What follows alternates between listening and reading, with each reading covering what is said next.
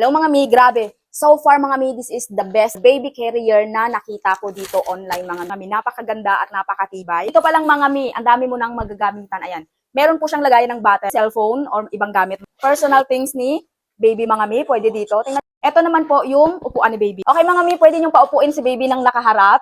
Pwede rin siyang tumayo dito mga mi, oh. Di ba napakaganda mga mi? Ilalagay lang po natin ito dito.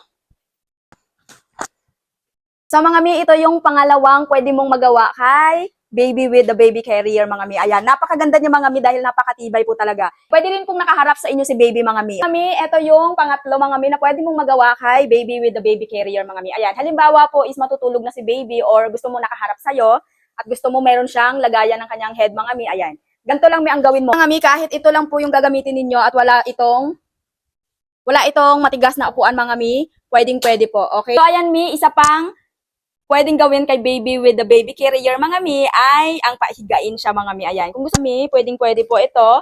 Okay? Ayan mga mi. Kaya sinabi kong the best siya mga mi dahil sobrang dami ng kanyang function. Ayan. So mga mi, kung interesado ka nito, ilalagay ko po ang link nito sa yellow basket kung saan mabibili. Kaya check out na mga mi.